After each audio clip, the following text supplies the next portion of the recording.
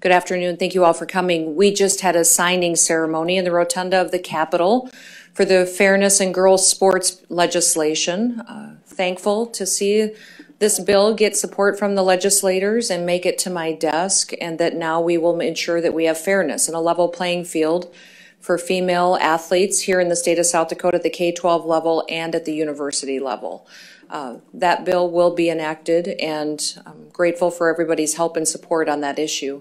We also have been working on bills and legislation related to critical race theory and banning the education of that in our K-12 system and university system, and action civics. That is moving forward. We're grateful to have the support of leading people across the country that care about our students learning about a true and honest history, and ensuring that we don't have curriculum or policies in our school districts that are teaching that someone is better than another person based on their race, their culture, or their sex, and that also our students are not taught that they are responsible for different actions of our ancestors. We want to ensure that all of our students in the state of South Dakota learn a true history, recognizing there may be flaws in our history, but we can learn from them and always strive to do better. Yesterday, you saw that we did not get action on a piece of legislation that had to do with protecting life. I was extremely disappointed by that action in the House State Affairs Committee, because that hasn't happened in South Dakota for many, many years. It was an unprecedented historic action taken that sets a bad precedent here in South Dakota. The reason that I was disappointed is because that's one of the things I complained about for so many years about Washington, D.C. One of the reasons that our federal government is a mess is because they don't follow rules. And they have a rules committee in the House when I was there for many years that if they wanted to pass a bill under different rules, they went to the rules committee, wrote a new bill, wrote a new piece of legislation or rule, and had the vote on the House floor. They also didn't give bills hearings. There was members who had very valid policy arguments to make and could introduce a bill for 20 years and it may never see the light of day. The only way you could get something debated or discussed in an open forum was if the chairman of that committee or the majority leader or the speaker liked you and helped you get a debate or a hearing so that the policy could be discussed. I always bragged about the fact that in South Dakota that wasn't our story, that here every bill got a hearing. Everybody's idea got consideration. You had the chance to talk for it. You had the chance to talk against it. And at the end of the day, you voted, and that was the decision of the people and the legislature here.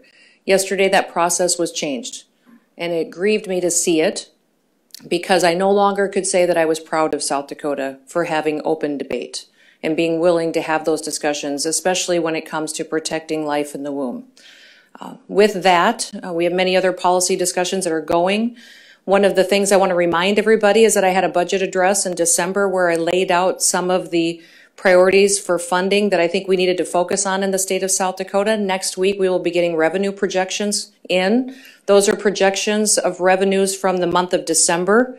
We anticipate that they will be good, but I'm also encouraging legislators to be conservative in how they spend their dollars. They will see revenue numbers that will be good, reflecting a lot of Christmas spending, end of the year spending, but that doesn't mean that the kind of growth that we've seen in revenue in the state of South Dakota will continue.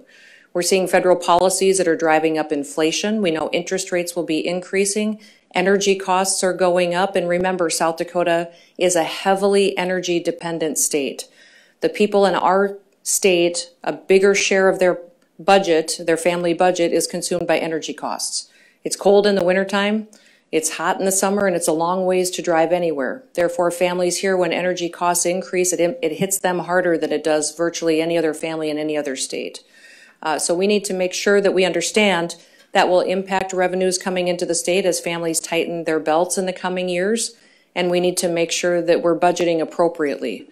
Having a reasonable, typical revenue growth model that we've always followed for many years in South Dakota that's made sure we made wise decisions with taxpayer dollars. I also want to remind people about financial commitments that we have. I talked in my budget address as well about how we need to be looking at some of the facilities that our Department of Corrections has. That we did a prison study, And in the coming years, 2 to 3 years, we need to address about $600 million worth of build within our Department of Corrections in order to adequately take care of prisoners and personnel that we have in that area in the state of South Dakota. And that will be a significant investment that the state will have to figure out how to come up with those dollars to do it.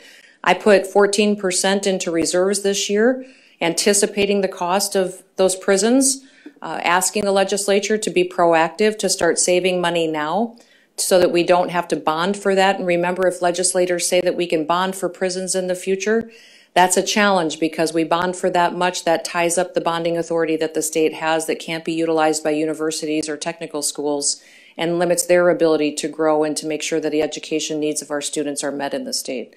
We also have debate up here and in the state about Medicaid expansion. The anticipated cost of Medicaid expansion in the state of South Dakota, if that is pursued by the people here or legislators in the building, is about $80 million in the state of South Dakota.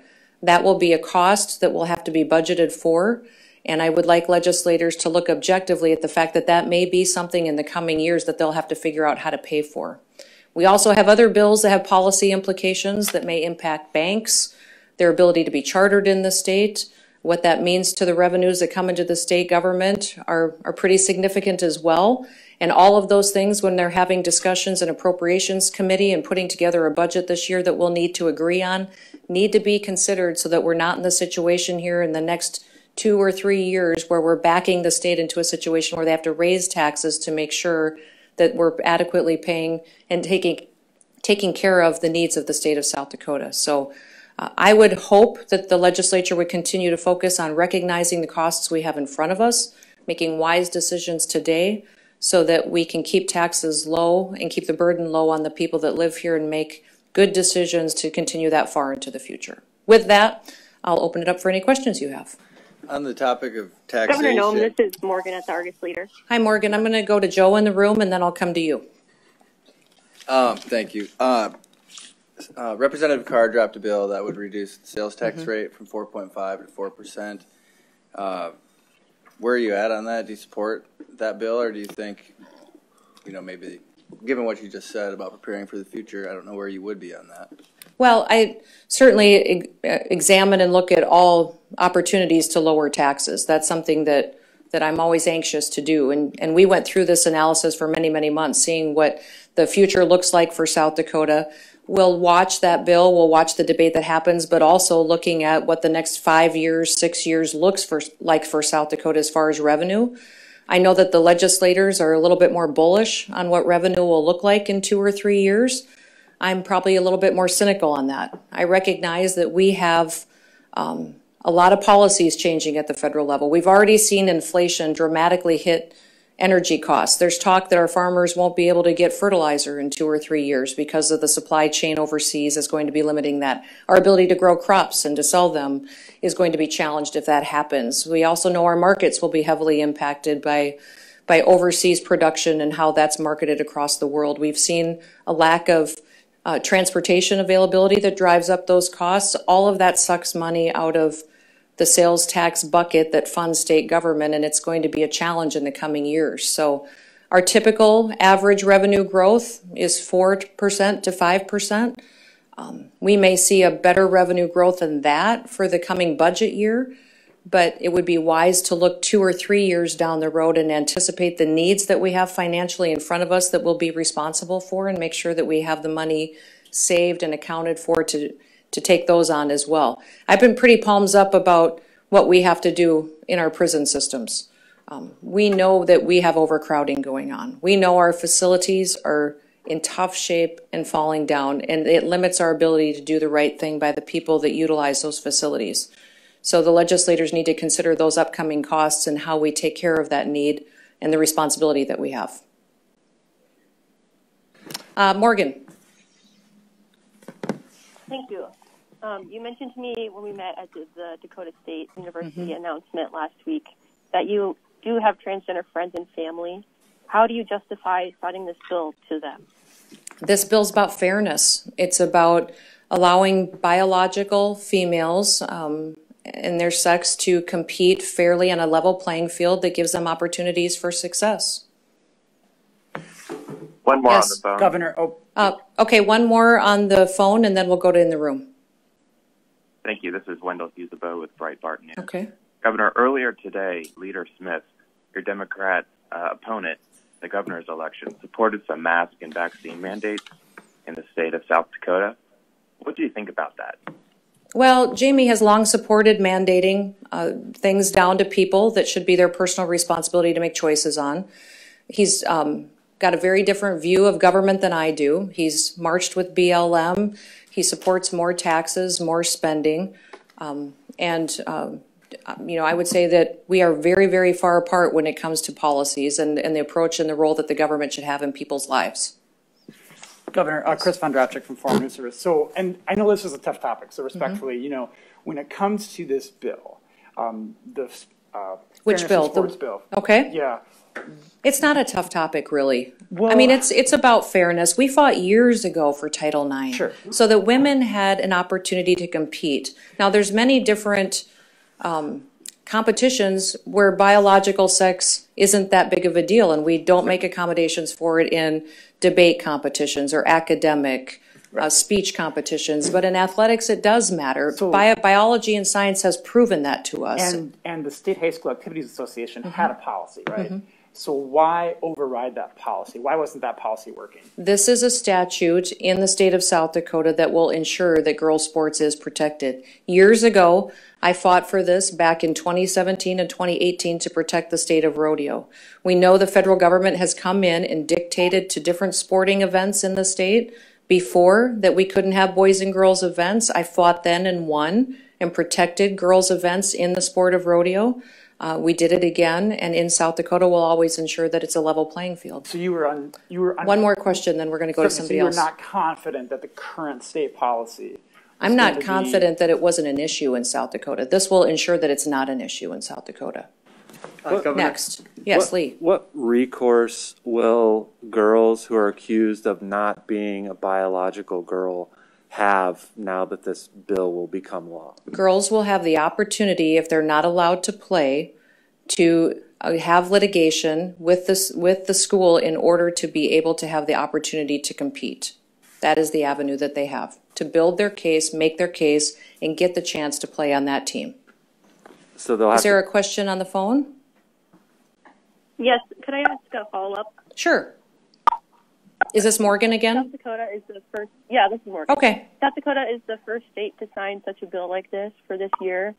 I guess, what does that say about the state's leadership, whether you or its legislators, what does that say about our leadership here?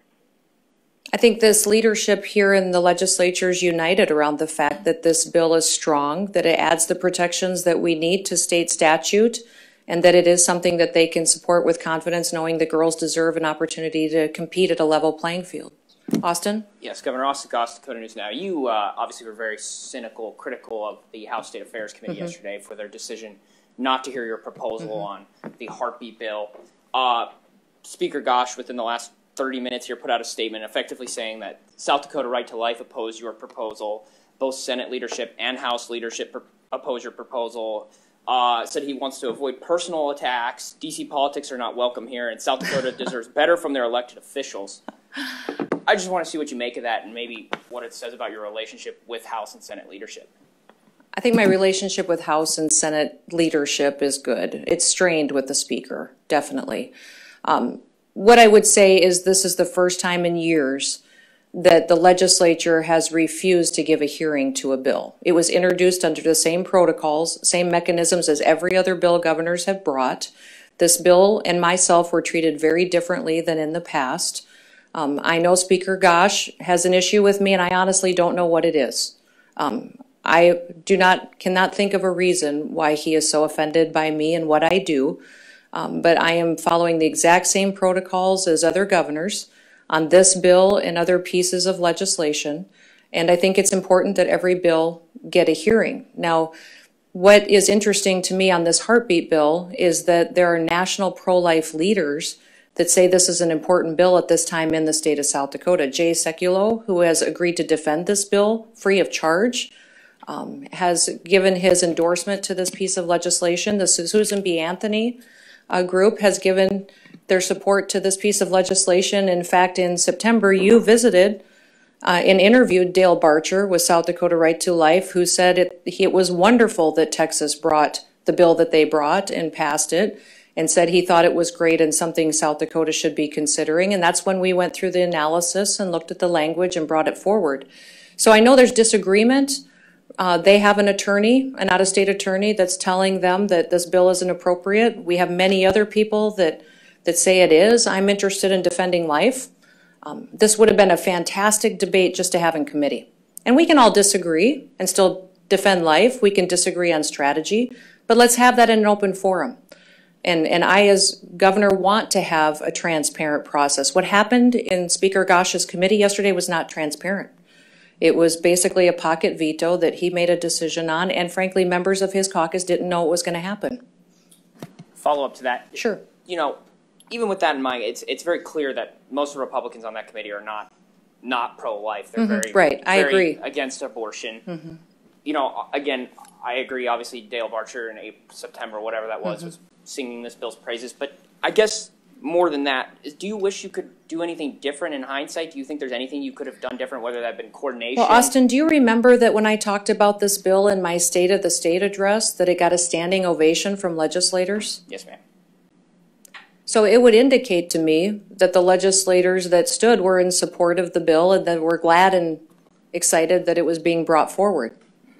Something dramatically changed, and it wasn't my opinion. I was under the impression that it was supported by many legislators. Something changed, I understand that, but then let's have that debate in committee so we know what it was. We have time for one more question, Stephen. Governor, I spoke with Attorney General Ravnsborg earlier today and asked him, you know, it was pointed out that he had asked a member of the DCI about cell phone extractions while he was under investigation. I'm just wondering if you have comment on that in terms of the use of his office and his position. You know, Stephen, honestly, when it comes to this issue, I'm screwed either way, no matter what I say. If I have an opinion, the Speaker accuses me of meddling and says I can't have an opinion.